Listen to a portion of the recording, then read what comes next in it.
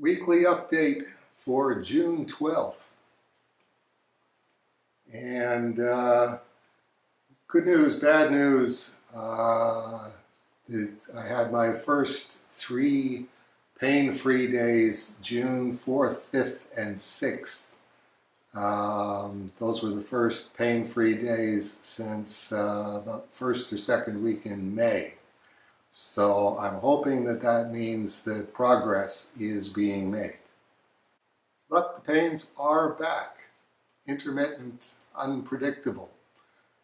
So we still could be looking at an MRI situation, and that's another good news, bad news.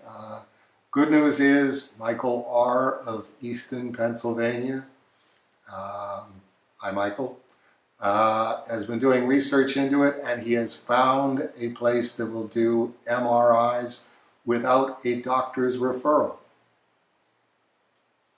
Unfortunately, it's in Australia, so I don't think I'm going to be flying to Australia to get an MRI done.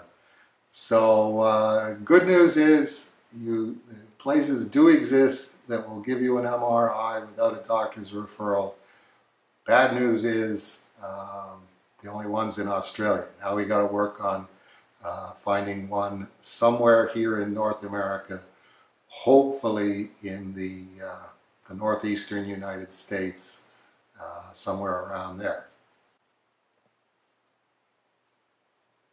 Postcard from James W. in Toronto. Yak, yak, yak. Thank you, James. So I did check out Buffalo MRI online, and again, they want a doctor's referral, so that's not going to work. But they did illustrate the difference between a 1.5 MRI and a 3 MRI. I don't know if that's gigabytes or terabytes or how many bytes or who bytes who that is, but evidently just looking at the images, 1.5 was real blurry and the 3 was really sharp and really clear, which made me wonder, are we working on a 4.5? Are there 4.5s in the pipeline?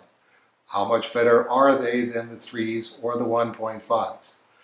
Are there 4.5s somewhere in northeastern United States, and are they at any location where they don't need a doctor's referral? I'm starting to think we might have to work this from the side of who manufactures MRIs and who manufactures the most up-to-date MRIs, and contact them and say, can you give us a list of the people who have your most up-to-date MRI? I mean, I'm not unsympathetic to the hospitals and the clinics. These MRI machines cost millions of dollars, and if you just bought yours 6 years ago, you're still paying for it. So you want people's insurance companies, and you want, in Canada, the Canadian taxpayer to pay for these MRI machines that are now 6 years out of date. You know, if they're 1.5 and a 3 is that much better, and does a 4.5 even exist? I just want the best MRI that I can get, because I think it's probably a very fine-tuned injury if it's resulting from doing way too many tiny little pen lines. It's one little spot in there, and given a choice between a 1.5 and a 3, I'll take the 3, if 3 is state-of-the-art. If the 4.5 already exists, or if the 4.5 is going to exist sometime in the next 6 months or a year, then I don't think there's really much point in getting a 3 shot when I can wait and get a 4.5. I'm not telling you anything that you don't already know about computers, right?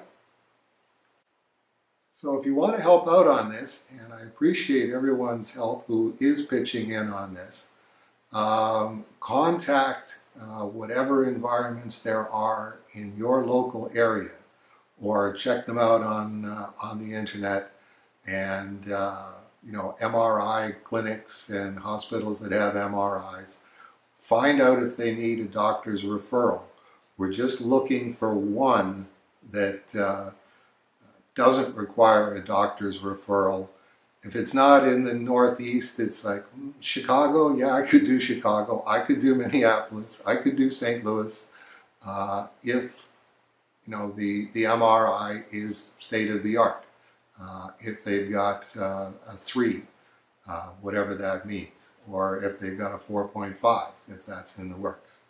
So if you want to help out on that, just scout around your local environment and see if there's any place that does MRIs that don't require a doctor's referral, or if you want to help out looking up MRI manufacturers and contacting them or checking out their websites to find out what is the most modern MRI equipment and where is that going to, and can we get to it?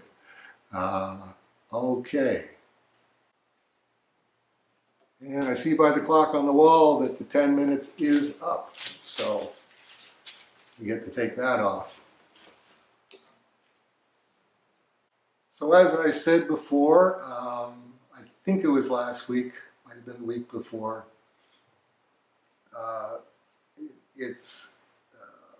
the first big test is going to be signing the Cerebus Archive number 3 prints. How easy is that for me to do? Is there any pain at all doing the autographs? Because the autographs are really the most basic thing that I can do with my right hand. The only way to find out how that's going to go is to actually do it. And then we get into the Cerebus inked head drawings on the front of the Cerebus Archive stay flats. And that's still an open question. That is, I have to try that and find out if the hand and the wrist can even make the proper motions for doing a plausible inked head, and how many people still want the inked heads. The fact, if I sit down and I do one of them, that really just tells me that I know how to do one of them, or it tells me that I can't do one of them comfortably, in which case it's a matter of, well, when will I be able to do one of these comfortably, and is this the most sensible use for my right hand, or do I save my right hand for signing things? Because that is where the revenue is coming from, is signing things. I don't want to use up stamina in my right hand that could be used for signing 250, 500 autographs doing one inked head, because that just doesn't really make any sense.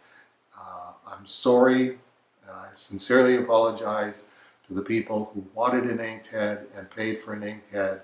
I wish I could give you a definite answer right now, either yes, you will get your inked head, or no, you won't get your inked head, but I don't know that. The first step is signing the prints and seeing how that goes. And evidently the certificates for the Cerebus Art Dragnet are coming in. Sean's got getting those done in San Diego and shipping them up here. So that might actually be the first test of the right hand. We'll see which arrive first, the Cerebus Archive prints or the Cerebus Dragnet certificates.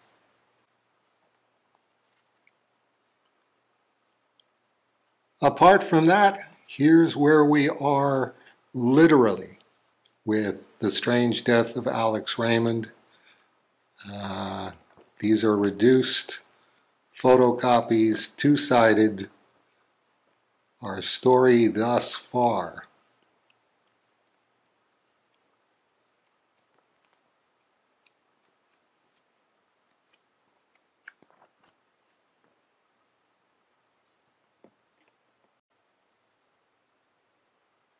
That includes all of these pages in these two stacks, but it doesn't include these pages, which are the Glamour Puss pages of the actual accident itself, and pages that I'm pretty sure are going to be incorporated into the story, like this one.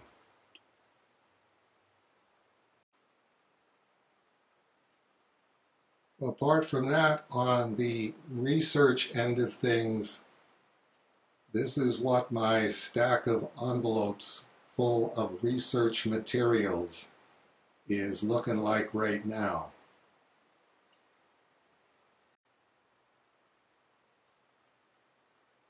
This is the stack of research materials that I've been through and have decided isn't part of the storyline.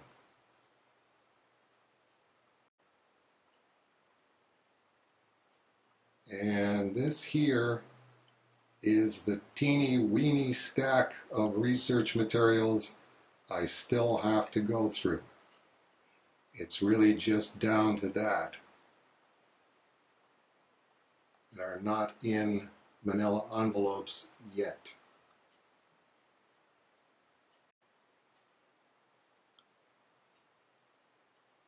Each of the envelopes has an Avery label on it. Some of them have 2 Avery labels on them, telling me exactly what the contents of the envelope are.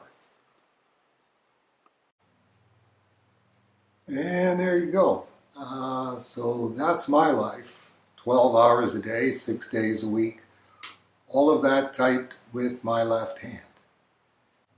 Remember, it's your money that's paying for all of this, which is one of the reasons that I went to physiotherapy in the first place.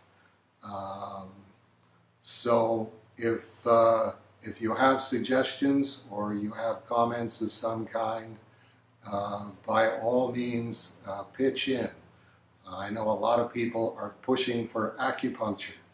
I think at this point we want to exhaust all of the possibilities on the medical science side of things.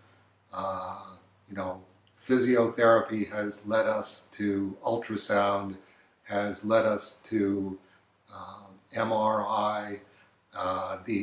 Evidently the MRI is a much clearer picture and can show you the different layers of whatever the problem is.